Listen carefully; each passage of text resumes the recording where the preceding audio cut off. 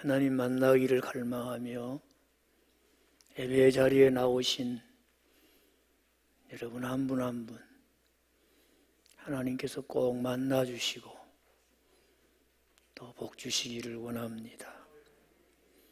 하나님께서 이 시간 우리에게 주신 말씀은 예레미야 17장 5절 말씀부터 8절 말씀까지입니다. 구약 성경 1077쪽에 있는 예레미야 17장 5절 말씀부터 8절 말씀까지 주신 말씀 교독하시면서 하나님의 음성 듣기를 원합니다. 여호와께서 이와 같이 말씀하시니라. 무릇 사람을 믿으며 육신으로 그의 힘을 삼고 마음이 여호와에게서 떠난 그 사람은 저주를 받을 것이라. 그는 사막의 펄그나무 같아서 좋은 일이 오는 것을 보지 못하고 광야 간조한 곳 건건한 땅 사람이 살지 않는 땅에 살리라. 그러나 무릇 여호와를 의지하며 여호와를 의뢰하는 사람은 복을 받을 것이라. 그는 물가에 심어진 나무가 그 뿌리를 강변에 뻗치고 더위가 올지라도 두려워하지 아니하며 그 잎이 청청하며 가무는 해에도 걱정이 없고 결실이 그치지 아니함 같으리라. 아멘. 나라가 어려움을 당하면 국론이 심각하게 분열되는 현상이 나타납니다. 그래서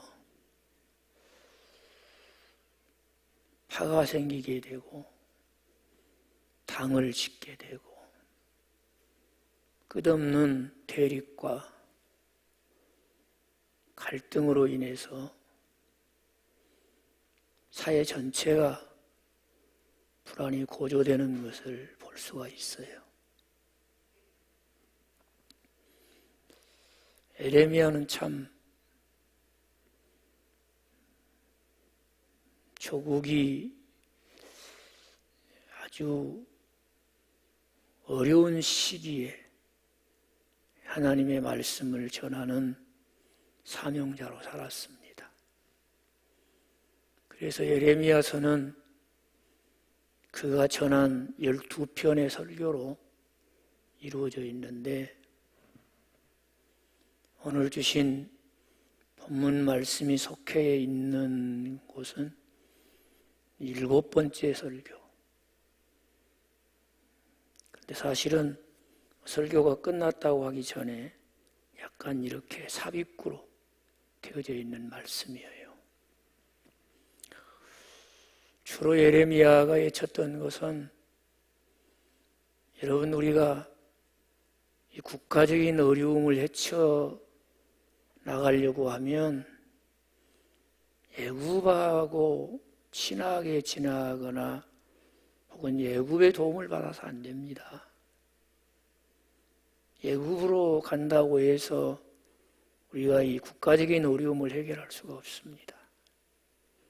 바벨론에 의한 침략으로 나라가 멸망을 하게 될 위기에 처했는데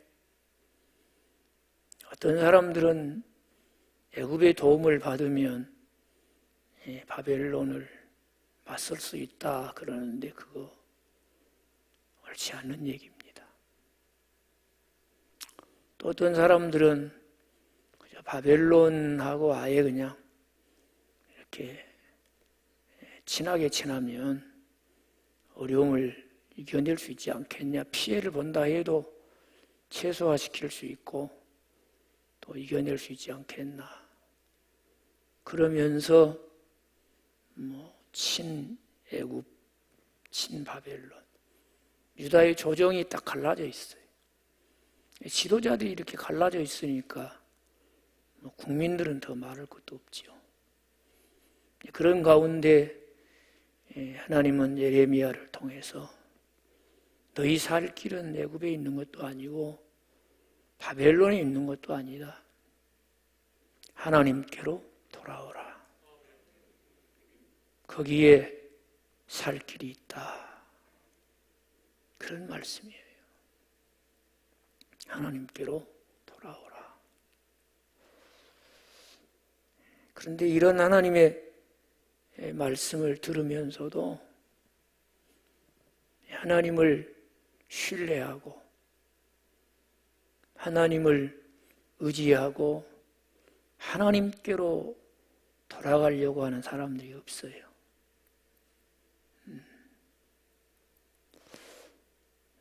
너무 안타까운 모습을 보면서 오늘 이 말씀을 전하고 있는 거예요.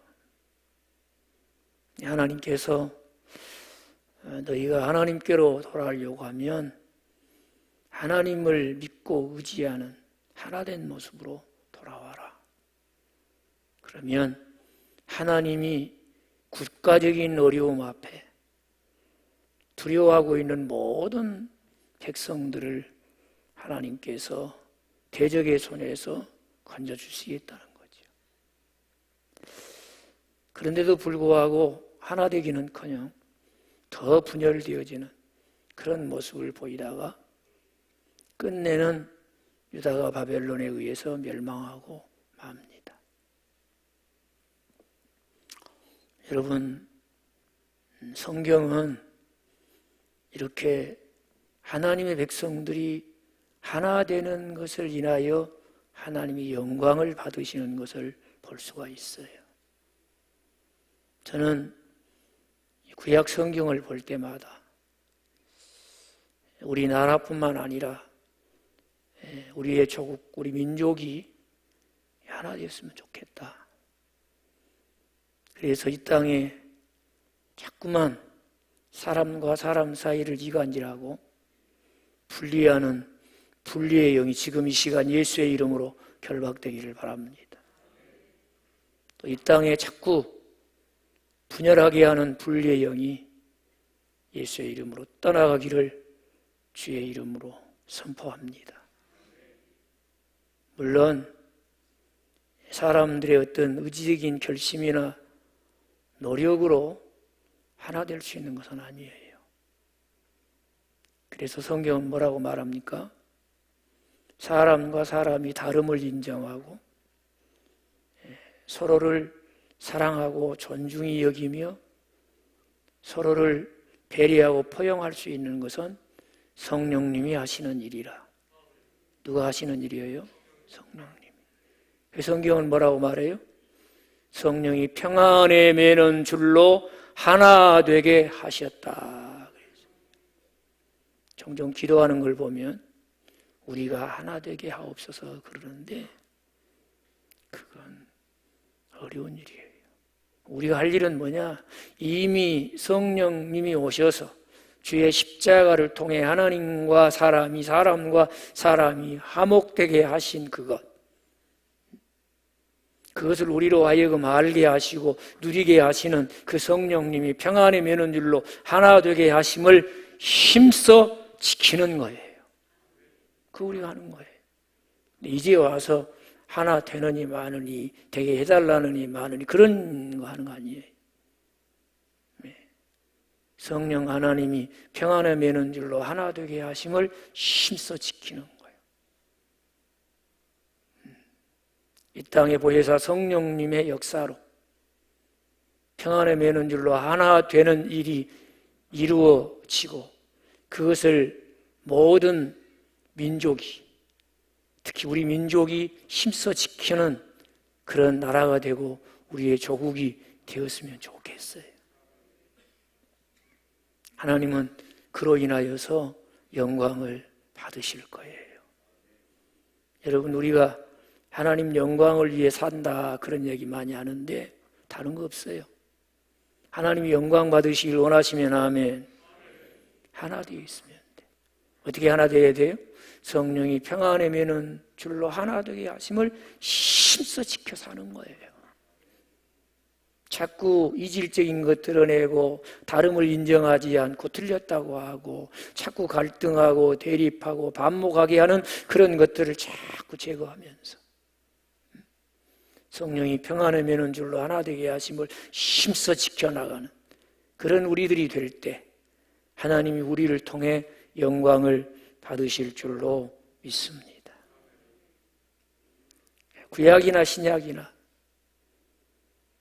사실 창세기에서 사단의 게임에 빠져 죄짓고 하나님의 낯을 피하여 숨었던 아담에게 오셔서 아담을 찾으시고 부르시며 돌아오라고 하신 하나님. 하나님은 계속해서 역사 속에서 모든 사람을 향해서 너희가 하나 되어 내게로 돌아오라고 그렇게 말씀하고 계셔요. 우리나라 국민뿐만 아니라 북녘에 있는 동포들과 우리의 조국, 우리 민족이 이 하나님의 부르심의 음성을 듣고 하나 되어 하나님께로 돌아가는 복된 나라, 하나님께 영광 돌리는 우리의 민족이 되어지기를 소망합니다. 기도를 모으기를 원합니다. 그날을 하나님이 허락해 주실 줄로 믿습니다. 이것이 사는 길이에요. 이것이. 그런데 그런 하나님을 의지하고 하나님께 돌아가지 않고 5절 말씀해 보니까 오히려 사람을 믿고 혈육을 의지하고 세상을 의지하며 살기로 작정을 한단 말이에요. 그것도 하나님의 백성이라고 하는 사람들이, 하나님의 백성이라고 하는 사람들이. 그랬더니 하나님께서 그들을 향해서 말합니다. 이렇게 마음이 하나님께서 떠난 그 사람들은 뭘 받았다? 저주를 받을 것이다. 저주를 받을 것이다. 그러니까 오늘 본문 말씀은 이렇듯 사람 의지하고 혈육을 의지하고 세상을 의지하는 자가 받는 벌에 대해서 먼저 말씀을 해주고 있어요. 그 다음에는 어떤 사람들에 대해서 얘기하느냐. 7절 말씀해 보니까 무릇 여호와를 의지하며 여호와를 의뢰하는 사람은 뭘 받는다? 복을 받을 것이다. 이렇게 사람과 혈육과 세상을 의지하는 자가 받는 벌과 하나님을 의지하고 의뢰하는 자가 받을 복에 대해서 말씀을 하고 있어요. 그런데 이 두 종류의 사람을 극명하게 대비시켜 놨어요. 하나님께 벌을 받는 사람은 어떤 사람입니까? 광야의 가시떨기 나무 같은 사람, 떨기나무 같은 사람이라는 거예요. 이 떨기나무 같은 사람, 이런 사람이 하나님께 저주를 받은 사람이고, 또 하나님께 복 받은 사람은 어떤 사람이에요? 물가에 심겨진 나무, 강변에 뿌리가 뻗친 나무, 더위가 올지라도 두려워하지 않고 가뭄이 올지라도 걱정이 없는, 입이 청청하여 열매가 그치지 않는 나무 같은 사람이 될 것이다. 근데 여기 보면 떨기나무도 뭐가 있어요? 뿌리가 있어요. 꼭 뭐 강변에 심겨진 나무만 뿌리가 있는 게 아니에요. 비록 떨기나무지만 떨기나무도 뿌리가 있어. 그러나 그 떨기나무는 뿌리가 쉽게 말라버려요. 마를 뿐만 아니라 불어닥치는 이 사막에 거센 바람으로 그냥 뽑혀서 이게 굴러다니는 거예요. 건조한 땅에서, 메마른 땅에서 굴러가다가 또 다른 나무와 함께 합치 또 굴러가고. 그래서 어떤 경우는 이렇게 사막에서 말이죠, 뿌리가 말라 뽑혀져 가지고 함께 한 뭉치가 되어서 굴러온 나무, 떨기나무 뭉치가 큰 바위 같은 그런 뭉치가 돼서 막 이렇게 굴러다니는 것을 볼 수가 있어요. 그렇게 되고 만다는 거예요. 그렇게 되고 만다. 그러나 하나님을 의지하는 그러한 사람은 오늘 가뭄을 이긴 나무처럼 살게 될 것이다. 그랬어요. 우리 중에 하나님을 믿지 않는 사람 없어요. 하나님을 의지하지 않는 사람 없어. 여러분, 하나님을 믿고 그 하나님을 예배하기 위해서 여기에 오셨지요? 다 여기에 대해서 의의가 없어. 아마 하나님 안 믿는 사람 같다 그러면 화가 날 정도로 다 하나님 믿는 사람이에요. 또 여러분, 하나님을 의지하는 마음으로 하나님의 도우시는 은혜를 힘입기를 원하며 여기 오셨지요? 그렇지 않고야 누가 예배에 나오겠어요? 이 어렵고 힘든 때 적어도 내 마음속에 하나님을 의지하고 내 삶을 하나님께 맡기고 그의 도우시는 은혜 가운데 살고자 하는 마음이 있어 여기 왔어. 그러신 분 많아. 아멘. 그걸 안 하는 분도 계신가 보네. 그런데 그걸 과연 하나님을 의지하는 것이라고 할 수 있을 것인가? 하나님을 의지한다는 것이 무엇이냐? 하나님을 믿고 하나님을 의지한다는 게 뭐냐는 것을 오늘 에레미야는 우리에게 조금 더 구체적으로 확실하게 알려주고 싶은 거예요. 자, 여러분, 이 말씀을 읽으면서 먼저 딱 생각나는 성경이 있어야 돼.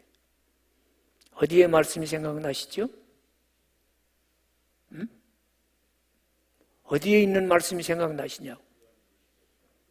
요한계시록. 죄송하지만 땡입니다. 어디에 있는 말씀이 생각나요? 그렇습니다. 시편 1편의 말씀이 생각나잖아요. 이 딩동댕입니다.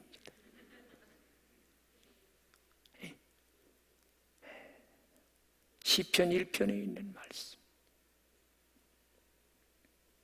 아마 이 말씀을 읽으면서 시편 1편 말씀이 딱 생각나신 분은 금년에 성경 한 3번 이상 읽으신 분이에요. 여러분, 시편 1편의 말씀이 뭐예요? 하나님께 복받은 사람. 하나님께 복받은 사람은 죄 문제가 해결된 사람이에요. 죄 문제가 해결되어 내가 지은 죄대로 하나님께서 나를 정죄하지 아니하시고 그 죄를 따라 나를 판단하거나 심판하지 않는 사람은 가장 행복한 사람이라고 믿으시면 아멘. 다윗이 그렇게 행복함을 노래하지 않습니까? 근데 거기서 끝나는 게 아니에요. 정말 복을 받은 사람, 오늘 성경이 이야기하는 대로 무릇 하나님을 의지하고 하나님을 의뢰하여 하나님께서 복받은 사람이다. 내가 참 나는 복도 많다 그렇게 생각하는 거다. 다른 사람들이 저 사람 복도 많은 사람이야 그렇게 말하는 거 달라. 오늘 성경은 누가 너는 복받은 사람이다 그렇게 말씀하시는 거예요? 하나님이 말씀하시는 거예요. 네가 하나님을 의지하고 하나님을 의뢰하는 사람이라면 너는 하나님께 복받은 사람이다. 그 하나님의 음성이 들려지는 이 자리가 되시기 바래요. 한번 해보십시다. 나는 하나님께 복받은 사람이다. 나는 그 하나님의 음성이 여러분의 마음속에 딱 새겨지기를 바래요. 나는 하나님께 복받은 사람이다. 그러면 그렇게 하나님께 복받은 하나님을 의지하는 사람은 어떤 사람이냐? 시편 1편 3절에 뭐라고 그래요? 여호와의 율법을 어떻게 한다고요? 밤이나 낮이나 묵상하는 자로다. 중요한 얘기예요. 하나님을 의지하고 의뢰하고 하나님께 복받은 사람과 일치시키는 것이 뭐냐? 오늘 에레미야가 다시 한번 확인시켜주는 게 뭐냐? 하나님의 말씀을 주야로 묵상하는 사람. 거기 묵상하는 사람은 그냥 생각하는 사람이 아니에요. 그냥 기억하고 그냥 암송하는 사람이 아니에요. 물론 암송이 중요합니다. 기억하는 것이 중요합니다. 삶 속에서 생각하는 것이 중요합니다. 그러나 하나님의 말씀을 붙잡고 살아내는 사람이라는 거예요. 하나님의 말씀이 마음에 있다는 거예요. 그가 삶의 자리에서 삶에서 씨름하는 걸 보면은 하나님의 말씀을 가지고 그 말씀대로 살아내기 위해서 씨름하더라는 거예요. 영적인 싸움을 하고 신앙의 경주를 하더라는 것이죠. 그걸 방해하는 사탄이 있으면 성령의 그 하나님의 말씀을 가지고 대적하고 물리치더라는 거예요. 그리고 반드시 그 말씀대로 살아내고 말더라는 것입니다.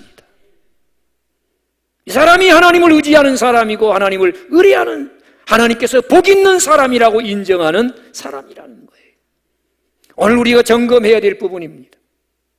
오늘 교회에 모여서 하나님을 믿습니다, 하나님을 의뢰합니다라고 하는 신앙 고백과 더불어 예배하는 모든 이 땅의 교회 성도들이 확인해야 될 부분입니다.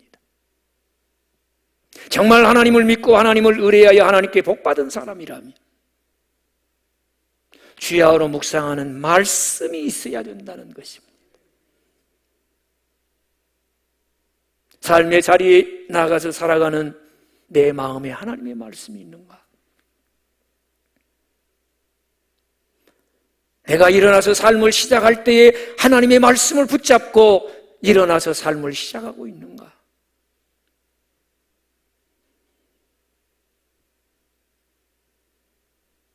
이 세상에서 다양한 유혹 중에 반드시 제거해야 될 5가지, 반드시 제거해야 될 5가지 유혹. 탐욕과 교만과 불신과 나태와 근심 같은 이런 것들을 물리치면서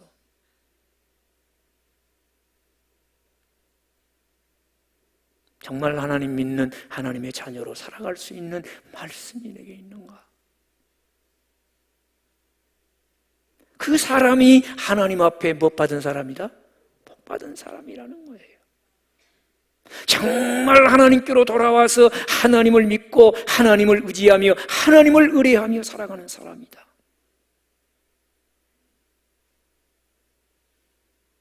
점검해 봐야 됩니다. 누가 교회에 나오고 하나님을 예배하는데 하나님 안 믿는다는 사람이 있겠어요?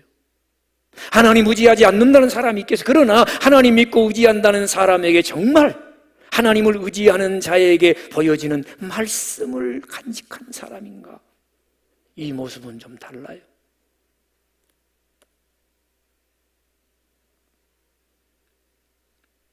경건한 우리 신앙의 선배들이 살 때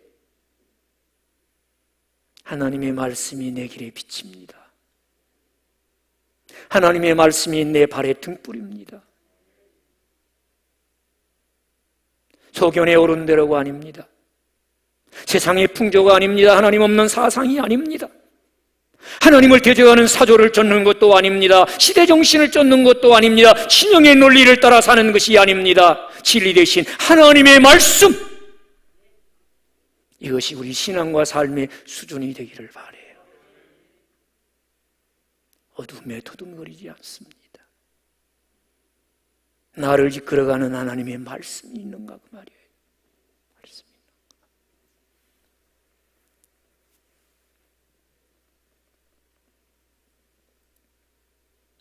경건한 성도들은 하나님의 말씀을 어떻게 대하며 살았어요? 가장 소중하게 생각하며 살았어요. 어떻게 생각했어요?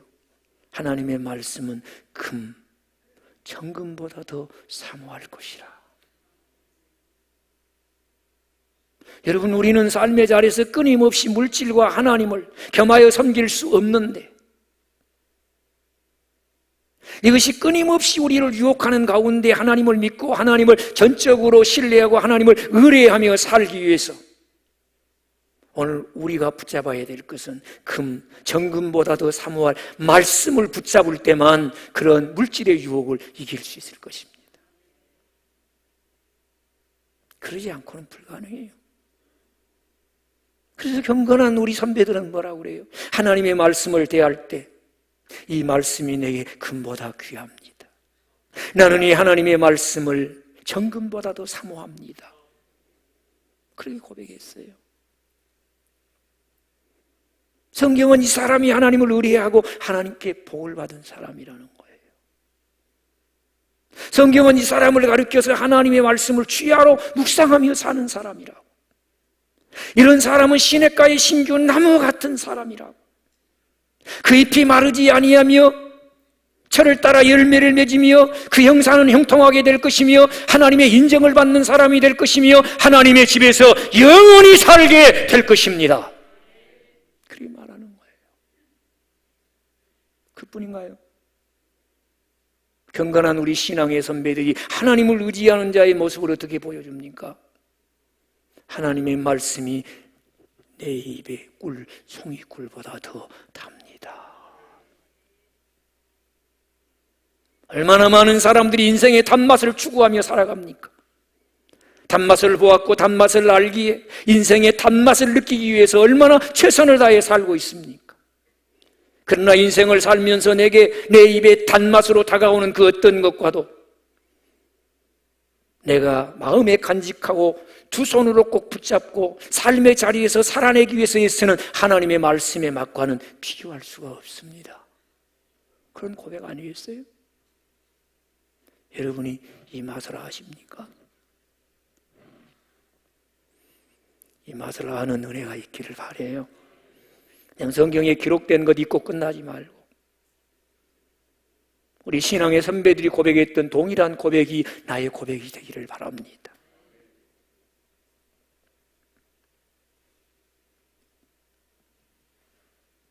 이것이 하나님 의지하는 자의 삶이에요.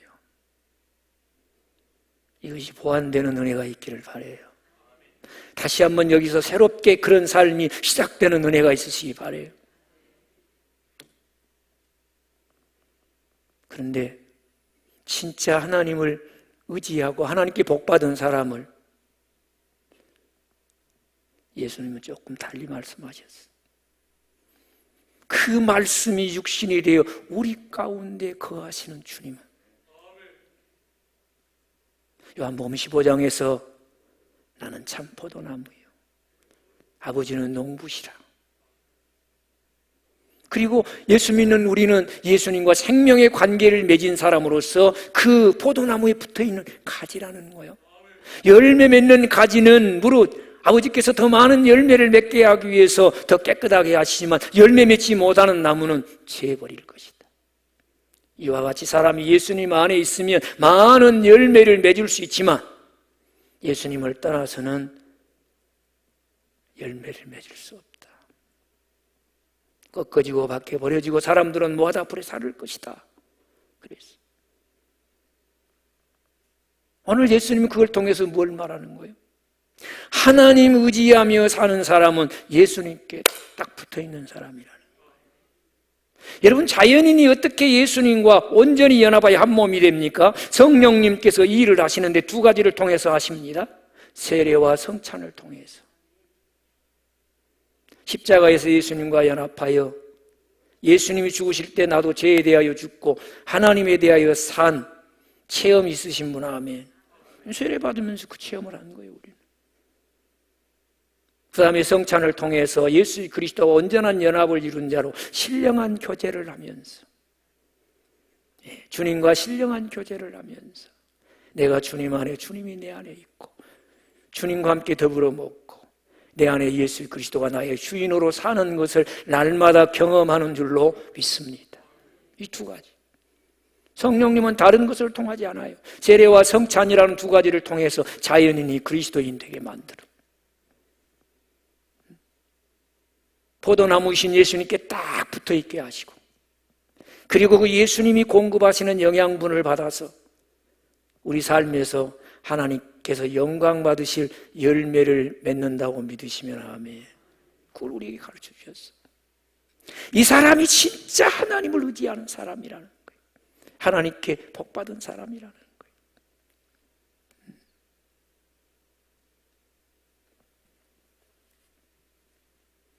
오늘 또 이 부분을 확인하시기 바래요. 그래서 여러분, 진짜 예수님께 딱 붙어있는 사람은 기도를 다른 어떤 기도보다 정확한 기도를 합니다.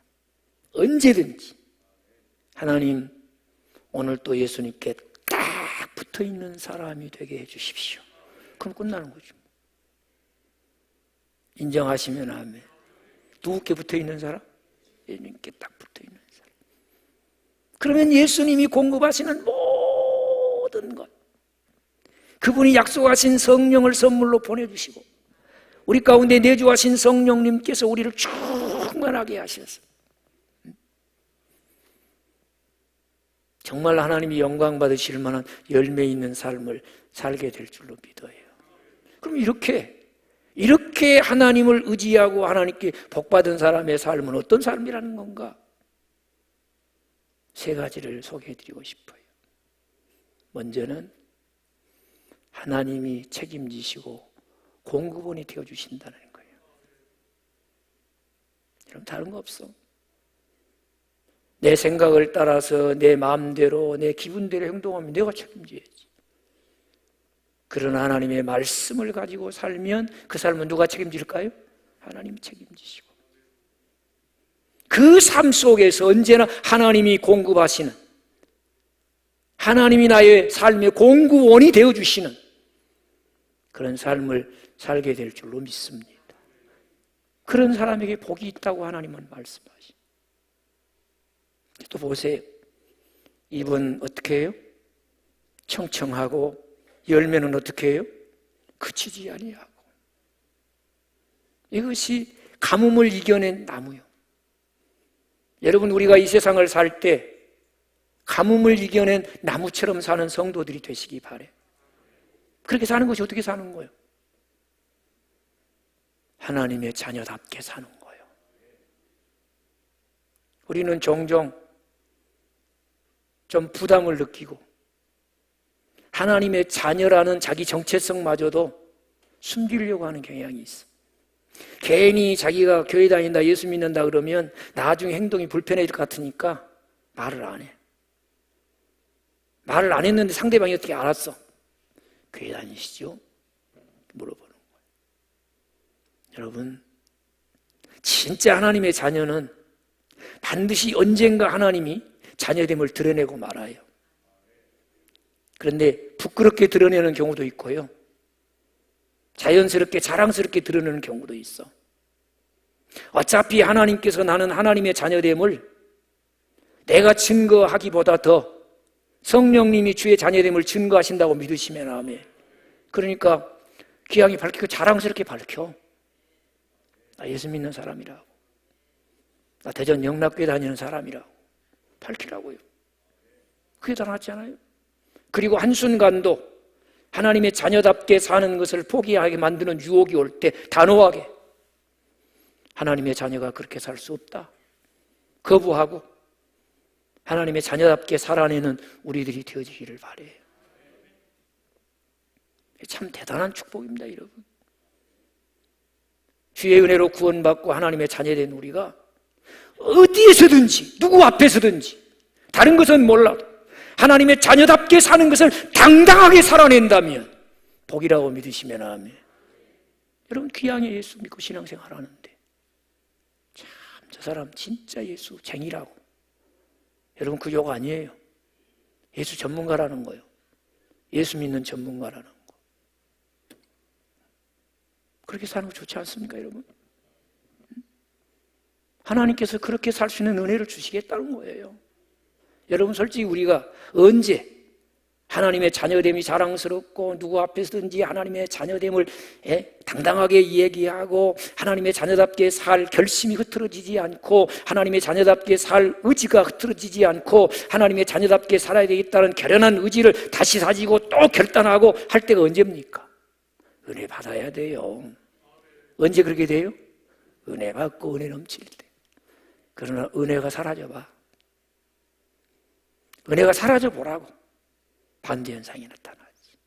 그러니 구원받은 주의 자녀가 자녀답게 사는 것 은혜인 줄로 믿으시면 아멘. 그러니 얼마나 감사해요.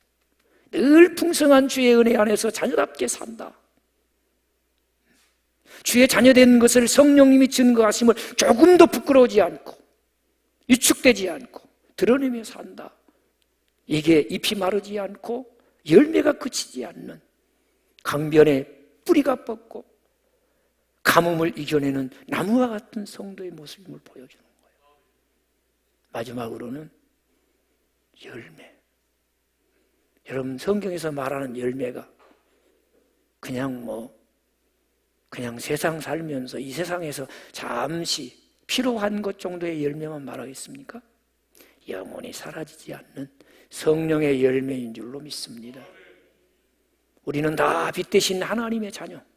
그래서 우리 삶 속에는 빛의 열매, 의로움과 진실함과 착함의 열매를 맺어야 될 줄로 믿습니다. 이런 열매들을 맺는단 말이에요. 사랑과 희락과 화평과 오래 참음과 자비와 온유와 양성과 충성과 절제와 같은 아무것도 금할 수 없는 오직 성령의 능력이 내 속에서 작동할 때 우리의 삶 속에서 맺어지는 예수님의 인격을 닮아서 보여줄 수 있는 아름다운 열매, 그런 열매들을 맺는다는 거예요. 우리가 그런 열매를 맺을 때 하나님이 영광을 받으실 줄로 믿습니다. 이런 사람을 주님은 너 하나님께 복받은 사람이다. 모두가 어려운 시대를 살고 있습니다. 마치 가뭄이 심한 시기와 같은 힘든 나날들입니다. 그러나 이때에도 사람을 의지하거나 혈육을 의지하거나 세상을 의지하지 않고 오직 하나님을 의지하고 하나님을 의뢰하며 그 약속의 말씀을 마음에 간직하고 그 말씀을 놓치지 않게 해서 꼭 붙잡고 우리가 하나님 의지하는 자로 살아나가게 될 때에 하나님께서 너는 복을 받은 사람이다 하는 사람다운 그런 복된 성도가 되고 하나님이 우리에게 주신 복으로 또 다른 사람을 유익하게 하고 살게 하고 세워주는 축복의 통로로 쓰임받는 우리 모두가 되기를 주의 이름으로 축복합니다. 기도하십시다. 아버지 하나님, 예배하는 이 시간 하나님의 임재를 풍성히 경험하게 하여 주시고 말씀을 들을 때 성령님 깨닫는 은혜를 주시고 결단하게 하여 주시오니 감사합니다. 가뭄을 이긴 나무처럼 우리도 그렇게 복된 성도로 하나님이 책임지시고 공급원이 되어주실 뿐만 아니라 은혜 안에서 하나님의 자녀답게 살아내게 하여 주시고 성령의 열매, 빛의 열매를 맺어서 하나님이 영광 받으시는 하나님의 자녀된 우리 모두의 삶이 되게 하여 주옵소서. 존귀하신 예수님의 이름으로 기도합니다. 아멘.